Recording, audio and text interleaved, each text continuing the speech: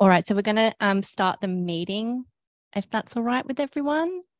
Yeah, so welcome to this joint RAC meeting, Refugee Action Collective. Particular welcome to anyone who might be new to the meetings. We're also here with RAC Sydney as well, so hello to everyone in Sydney. I'm Jasmine, and I'm an activist from RAC Victoria. So I'd just like to firstly acknowledge that we're here today on the Wurundjeri, land of the Wurundjeri people of the Kulin Nation, and in Sydney, the Gadigal people of the Eora Nation. And sovereignty was never ceded, always was, always will be Aboriginal land. So we're here today to talk about, we've had some of our activists go to Indonesia on a fact-finding mission. For those who don't know, there's people in the room here as well. Face both. There's been people have gone. Basically, refugees are stuck there. They've been banned from coming into Australia, and they've been gone to kind of find out what's going on there. And they're going to be reporting back today. And we'll also be hearing from refugees who are in Indonesia at the moment, which is thanks very much to those who are joining us from there. So yeah, just a quick introduction. Basically, this acknowledges that under the Coalition of Truth, there's a shocking warehousing of refugees in Indonesia, as I mentioned, and that's been buried. So we've been confronting the horrors of the PNG, Nauru mainland detention and deportations. But the refugee ban that the coalition introduced in 2014 has been a plank in Operation Sovereign Borders that has the same intention of repelling, deterring and punishing refugees who are seeking asylum in Australia. So as I said, we'll be hearing from the speakers who've been there today. Basically, we'll hear about the impacts on the refugees who are there. And I think, you know, there's deprivation, medical neglect, their lives are in limbo. And I think for the Australian public, it's a very effective way of making refugees not our problem. And it's probably more effective than Nauru or Manus. So, yeah, I think like basically the tour and this forum will hopefully, and our work campaigning on this issue will hopefully in the coming months make sure that lifting the ban on refugees from Indonesia is a key demand and a key part of forcing Labor to rip up the racist Operation Sovereign Borders. So yeah, without further ado, I'll start calling the speakers. So the first speaker I've got is Nilofar, who's Afghanistan and currently living in Cisarua. Sorry, I forgot to check that word before I started this. In Cisarua. So thank you so much, Nilofar, for joining us. So I'll just ask you to unmute and go for it. Hello, everyone. I hope you all are doing well. I'm Nilofar Jamal, originally from Afghanistan. I have been living in Indonesia since 2016 with my family members. And currently I'm working as an interpreter with CWS Church World Service, who is helping the refugees for their health issues. And so let's talk about the problems and the difficulties that the refugees are facing in Indonesia. So as we all know that the refugees in Indonesia, they have been living here for a very long time. We have got a lot of refugees who have been living here since 2011, 12, even I have seen a lot of refugees who have been living in Indonesia since 2009 with uncertainty. So they are facing a lot of difficulties in here, especially for every refugee, there is like a question that where is our home? Like for myself, I was born as a refugee. I'm originally from Afghanistan, but I was born in Pakistan as a refugee, and until now I'm a refugee. I don't have a place to say that this is my country and I'm gonna work for my own country. So the other refugees also, they have left their country because of war, persecution, to seek safety, and they have been living in limbo for a very long time. They have got a lot of difficulties, like they have got health issue, they have got financial problem because the refugees in Indonesia, they are not allowed to work. They don't have the right to work and they don't have the right to study. I was only 14 when I came to Indonesia, and now I'm 20. And until now, I haven't joined any school that I may say that I have gone to school and I've studied something. Like I've just wasted my time. Not only me, all the refugees. They have been living here for a long time and they have just wasted their time doing nothing, just waiting that when they're gonna leave this place and when they can start a new life. They like, if we see most of the refugees in Indonesia, they have already committed suicide because they didn't have any way. They couldn't go back to Afghanistan because they were not safe and they were not able to go forward. So the only thing they could do was like, they were not having any more hope. They committed suicide and they were really tired. They have also got their family members back in Afghanistan. If everyone knows that the situation in Afghanistan is really not good, especially for the Hazara community. So they are not safe over there. The girls, they can't get education for all of them. They have been killed for many years. So the refugees, if we see the family members here or the singles, if we talk about the singles, they have got their family member back in Afghanistan waiting for them, for their son, for their daughter, for their husband to get resettled in order they should also help their family members. But unfortunately, they cannot do anything. There are refugees who have been living here from 2012, but they haven't got yet resettled to Australia. And the other refugees who have come like after 2014, they also can't get resettled to Australia, though Indonesia is quite close to Australia, but they can't get resettled because they have got a policy that we cannot accept the refugees from Indonesia who have come to Indonesia like after 2014 from June. So there are a lot of refugees who have been living in Indonesia from 2012, yet they also haven't got resettled to Australia. So the thing is, like for the refugees, if we see in the whole world, there are the less refugee, the country that have got is Indonesia, but they don't have like, they have only got 1% resettlement chances. Though if Australia will work for the refugees in Indonesia, they can take them because like 40,000 refugees isn't a big amount for Australia to take them to Australia, but they are not doing, like they have got a policy. They are just telling the same thing, that we can't accept the refugees who have come to Indonesia after 2014. So the thing is that I request Australia, because Australia is close to Indonesia and they can help the refugees in Indonesia. There are a lot of refugees waiting for getting resettled and they can't get resettled to other country because they have come before the policy. And Australia have to accept them, but unfortunately they're not getting the resettlement and they have to wait. They've got their family member back in a very dangerous situation in Afghanistan. They can't do anything. They're just stuck over here. And the only thing is that they're waiting. So if a person commit a sin, if they will be taken to prison, at least they will know that until when they're gonna stay there. They're gonna die there, or until which date they're gonna stay there. But for us in Indonesia, we don't know until when. We just have to wait, and we have to just wait and see if a miracle may happen so that the refugees may get out from Indonesia. They don't have the right to work. They don't have the right to get education. They don't have any rights to do in here.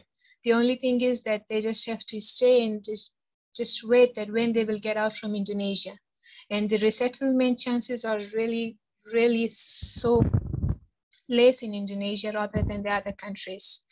They can't get resettled to Australia because they have just come after the policy that Australia have. They are saying that we can't get you resettled to Australia because we cannot accept you. But for those who have come before 2014, also the same thing. They have been waiting here for a very long time. Like 2022 is going to end, but still they are stuck in limbo. There's nothing for them to be done. So my request is from Australia. Please accept the refugees from Indonesia, because Indonesia is quite close to Australia, and 14,000 refugees is not a lot for Australia to accept them. We have been waiting here for a very long time, and we humbly request Australia to help the refugees in Indonesia, because Australia can do, but they are not doing it. Like, they are just stuck on their policy that we can't accept. But all the refugees in Indonesia, they request Australia to accept them. And I thank you all guys for doing such a great job for the refugees. May God bless you all and stay strong. Thank you.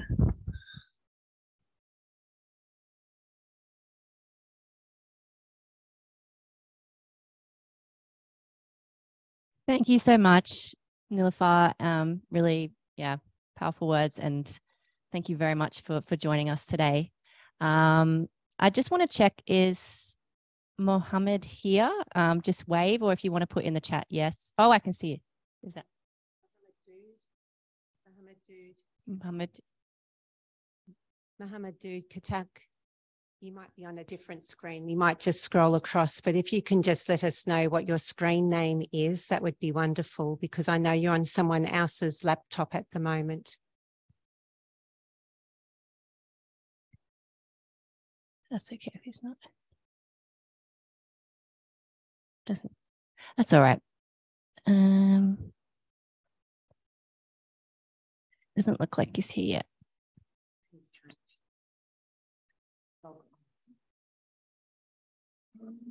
That's okay. 1, 2, 3. So we just go the other blue arrow to the right. Oh, yep.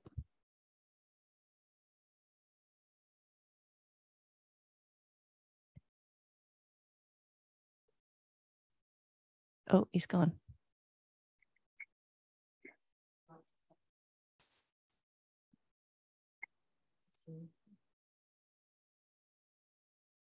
Mohammed, if you're there, just raise your hand, or turn on your, if you can, raise it using the reactions.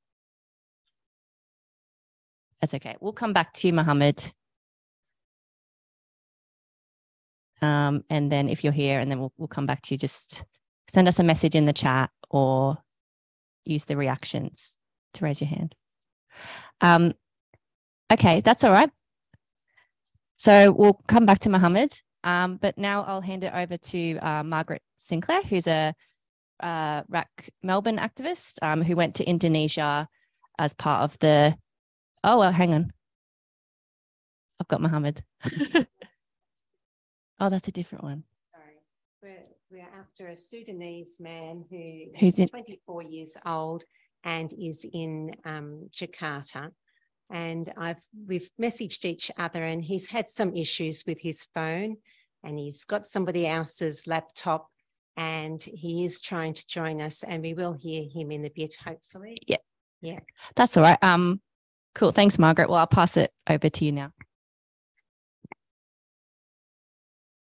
Thank you so much. So I don't know if you want to turn the laptop around or not.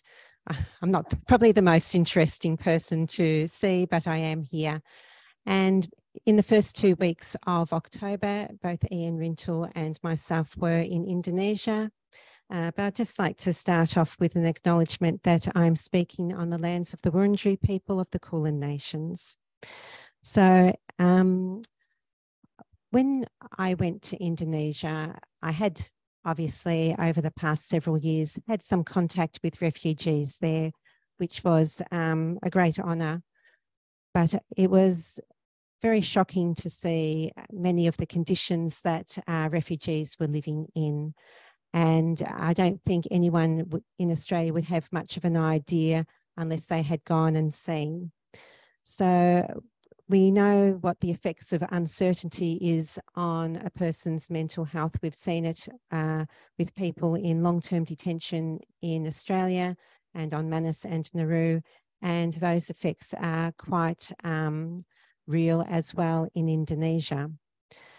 But quite apart from that, there are other conditions which I think makes keeping refugees in Indonesia long-term untenable.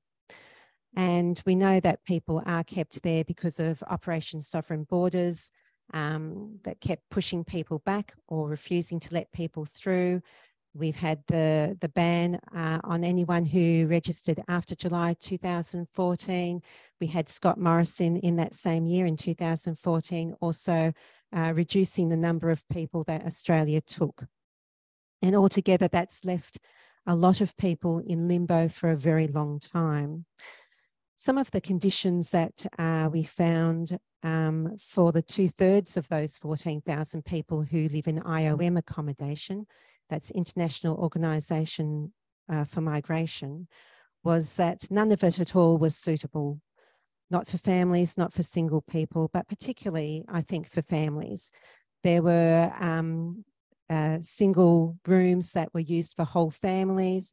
There's kitchens on one floor of an accommodation block that was used by families across 2 floors of that accommodation block or more. There was nothing at all that showed that any of these buildings or other structures had been receiving any maintenance, so it was very run down. A lot of stairs, which is not suitable for people who have mobility difficulties or for young children. We had, I think, for all that accommodation, none of it at all was definitely suitable for children. There's no play equipment. We were at one place where a child had gone over the side of a handrail and had been badly injured. We didn't see that, we were just told about it. The situation for the children is particularly bad for anyone who's born in Indonesia. There's no child and maternal health care. There's no monitoring of whether children are reaching milestones or not. There were a number of children who were undiagnosed but most likely had ADHD or on the autism spectrum. And also we know of some children who, even several years later, are still non-verbal. There's really not appropriate medical care for people in Indonesia because it's all paid for or not paid for by the Australian government through IOM, the International Organisation for Migration, who quite regularly message people to say there's no budget. There's no budget for the more expensive but effective medications. There's no budget to see specialists such as orthopaedic surgeons or speech therapists, physiotherapists and the like.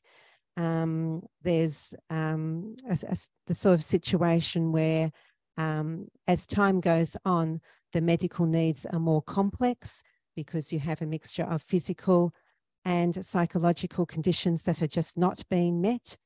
And you know, even since we came back from Indonesia, I did receive a message from one person in Makassar showing that their refugee clinic was now not giving free medical care for anyone who came in, except for the first time that they came in that week. And for the other situations, people needed to pay. We went to accommodation where people had come to Jakarta for medical care, but they had to make a choice between being able to afford food and being able to afford the transport to a hospital or to see a doctor.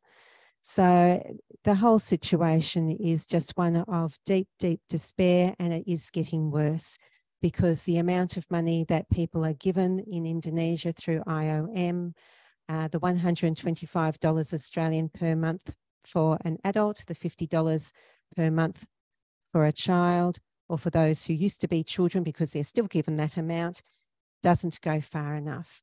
The cost of living has tripled in Indonesia. The cost of food has tripled in Indonesia, but the amount of money that people get has remained the same for over a decade. And for those who don't get any funding at all, it's even worse. So the situation is, of course, caused by Australia not letting people through on a safe pathway by expanding the humanitarian program in our region. And if the problem can be caused by the Australian government, the solution is also there too. So we are calling across the whole of Australia for every organisation that supports refugees. We need to be as one voice to raise the voices of people who are in Indonesia, and we can find a solution. Thank you so much.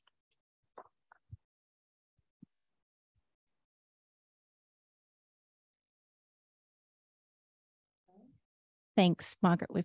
She's just currently on the phone to Mohammed. He's trying to log on to the computer. We're going to be I can see your hand, but we're going to be taking, just so you know, we'll take some questions and comments after the speakers have all spoken. So I'm just going to, we'll just wait 1 second to see if Margaret has any luck getting our other speaker online.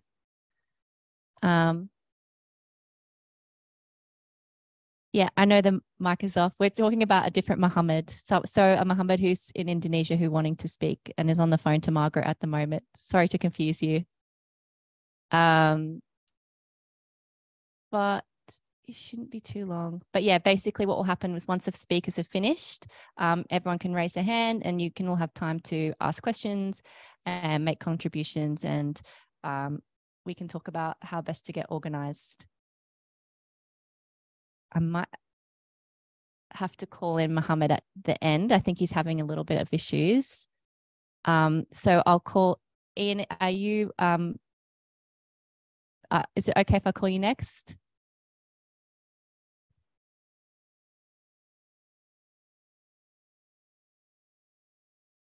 Oh, okay. Well,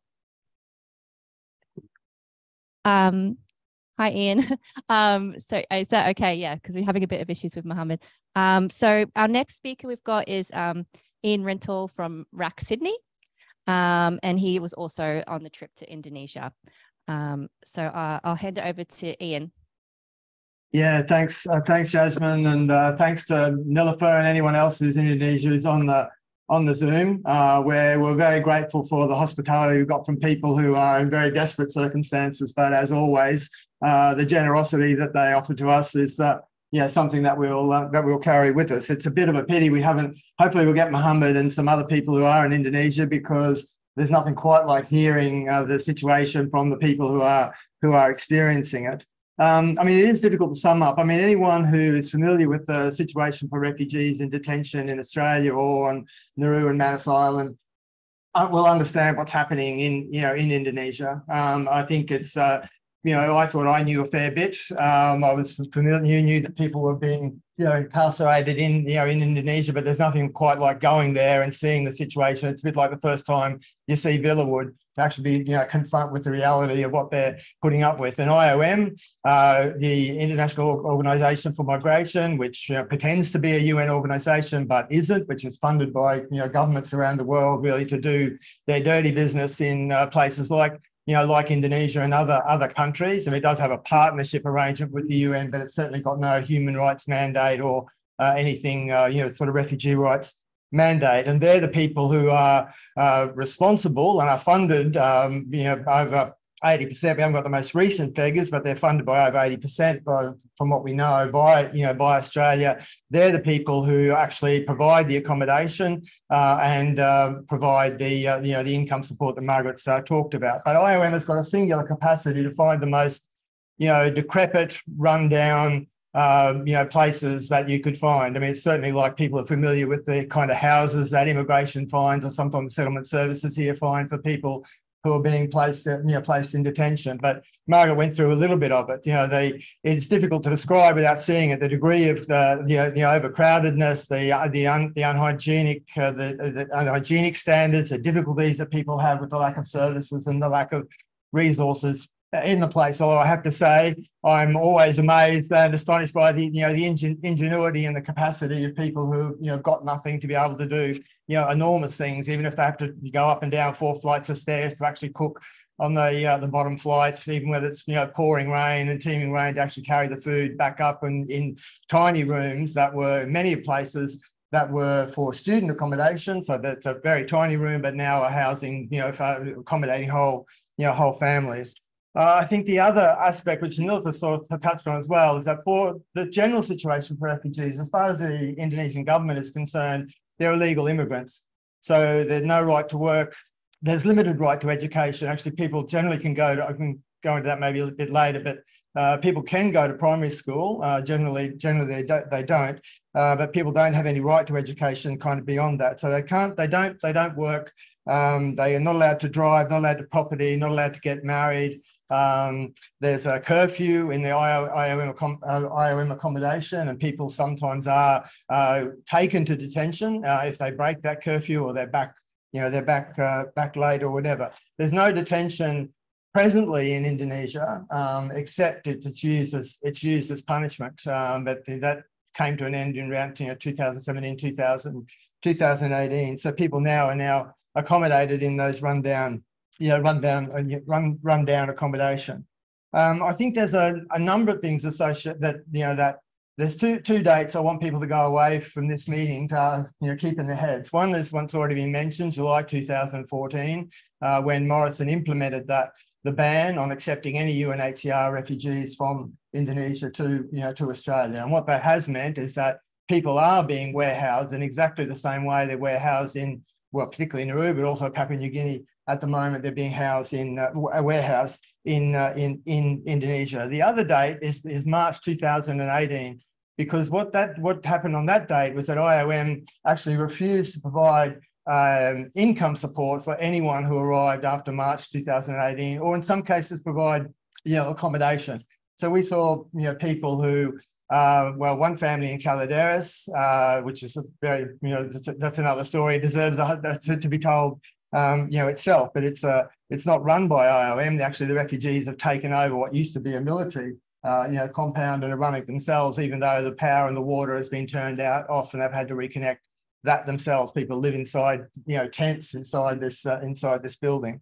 Now I forgot what I was going to tell you about. I know that we found one family in there of 6, but they have to exist on 250,000 rupiah, $125 a month. A family of 6 trying to survive on $125 a month, because IOM won't pay for the man's wife or his 4 children, because they arrived after March 2018. And there's many of those stories. I've got many people that we found what it looks like is that already prior to the ban being implemented in June 2014 were already being rejected by Australia. So people who were 2012, 2013, 2014, so many of them rejected inexplicably. Have been rejected, including people who've got very well established credentials from working with the Australian ADF or the American ADF in forces in Afghanistan. So they're the 2 dates to remember, because although there's 14,000 refugees in Indonesia, about 7,000 of them are Afghan, but there's only about 11,000 are actually income supported. IOM says that's because Australia cut the funding in 2018, which is also another reason I think that we've got to take up or at least to establish that it is Australia's responsibility what is happening in Indonesia, and Australia has a responsibility for the accommodation, for the lack of support, and everything else. So there's many things that I could go into. I think the other thing I think it's important to understand is that every week in every city where there are refugees being housed, except Jakarta, there are demonstrations.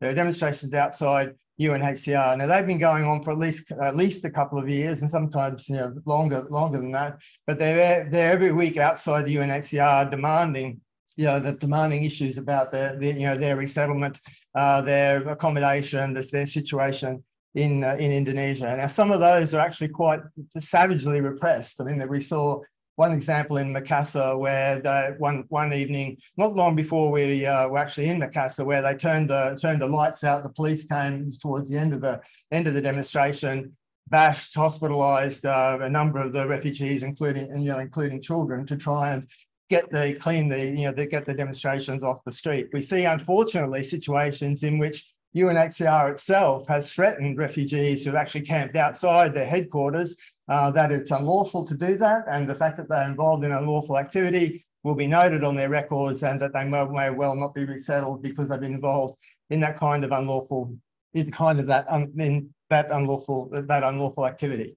Now, they're the kinds of things which really it's Australia's support for IOM and for UNHCR, which is resulting in those kinds of things. There are other things that we were told, and it's a pity. I mean, hopefully we can get Mohammed, but we met the Rohingya man. Actually, he's one of the representatives for the UNHCR in Makassar. Now, he said to me point blank, that there is not one Rohingya has actually been resettled from Indonesia since 2012.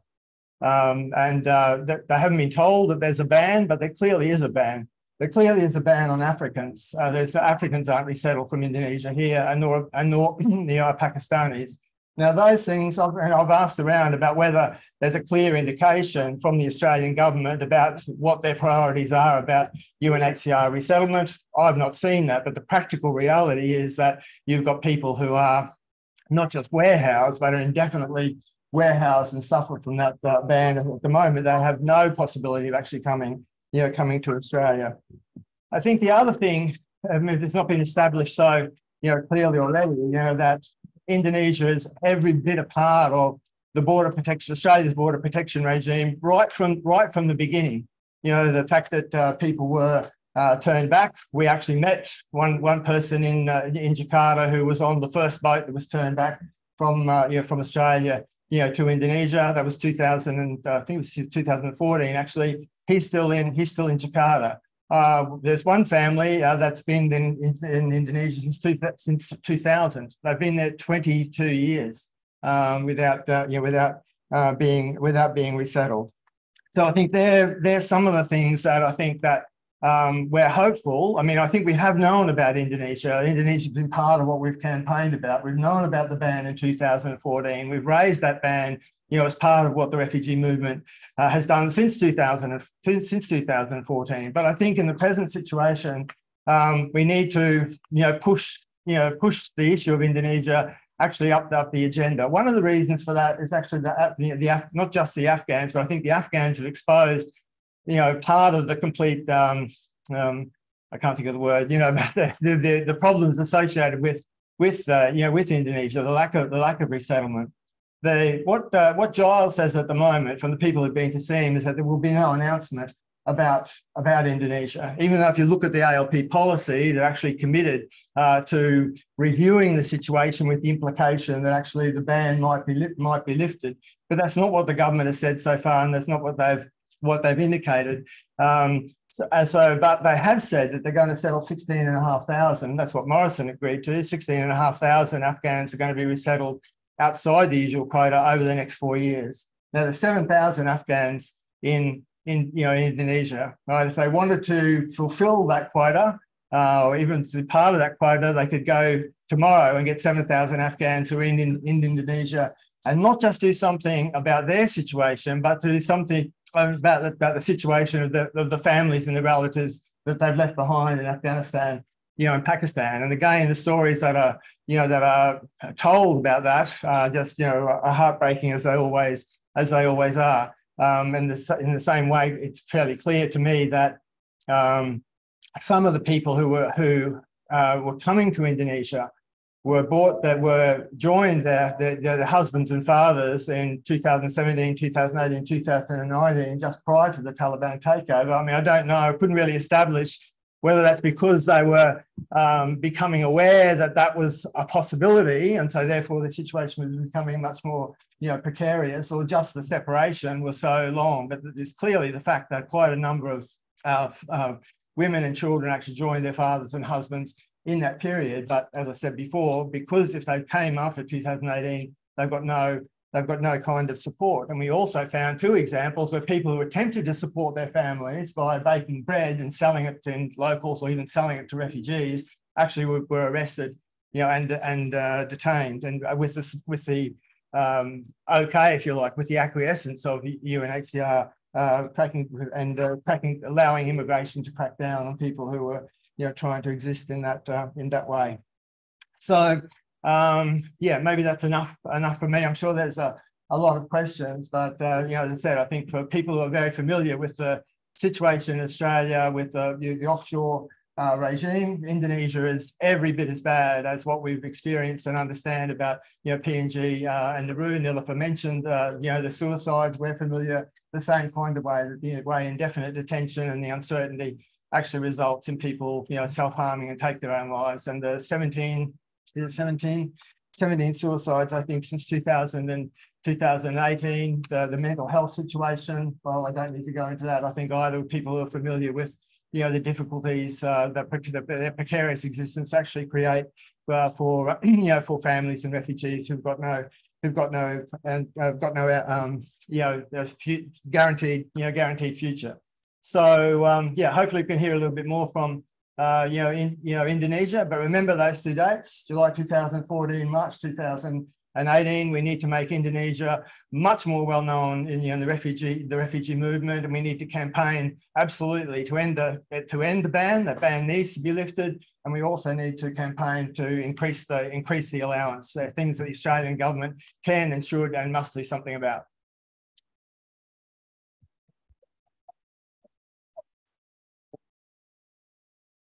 Thanks very much, Ian. So now I've got Mohammed Katak. Sorry for the confusion. I know there's 2 Mohammeds. So Mohammed Katak, I've just asked you to unmute. So if you can just accept the request and say a few words for us. Hello, can you hear me? Yes, thank you. Yeah, thank you very much.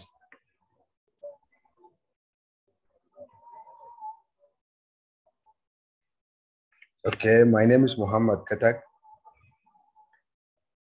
Mohammed Dut Khamis Katak, I'm from Sudan.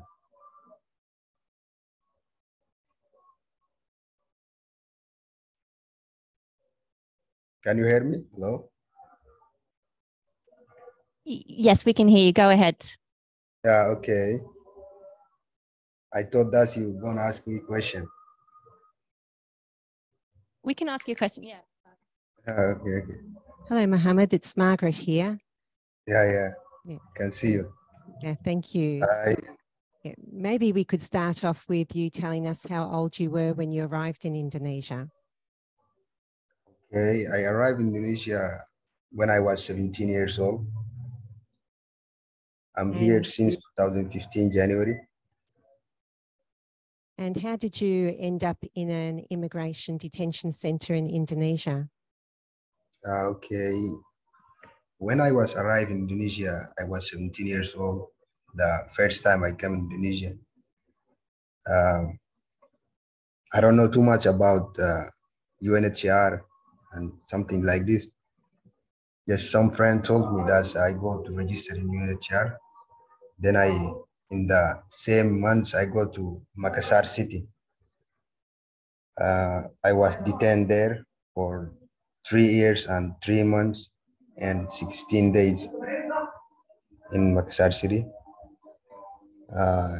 It was tough time I spent there. And maybe you could tell us what happened after you were released from detention in Makassar. Many events happened when I released from detention. It's difficult when you come from the place that is isolated from the people, and even we thought that our life will go into the end there inside a detention center.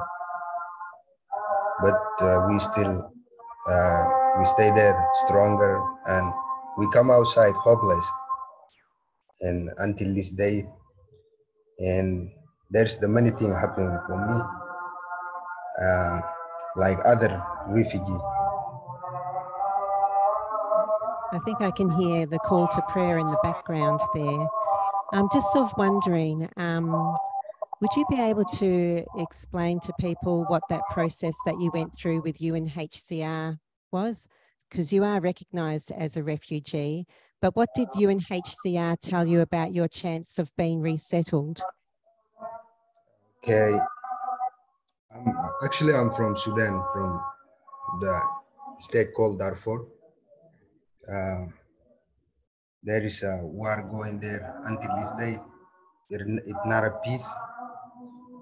When we go to the UNHCR, we tell them about our situation there, and always they try to tell us the recital is not for all refugees, only for those people who deserve to be resettled.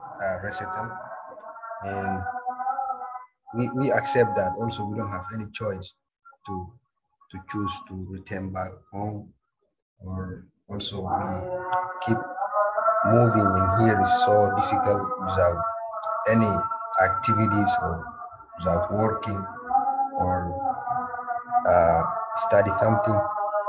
Just people just living like same like animals, but we waiting one day. That's we get resettled to the third country. I'm just sort of wondering, just to finish up, if you had one message for the government of Australia, what would you like to tell them?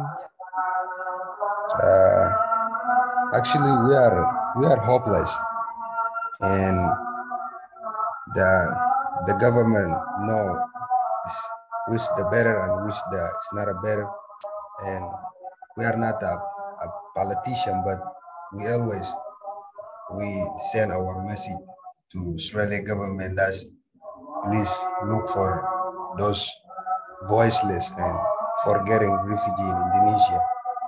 And we have many kids, those that they lost their life, even they cannot pronunciation the word, even they cannot speak other language, they don't get good health, and they didn't get good education.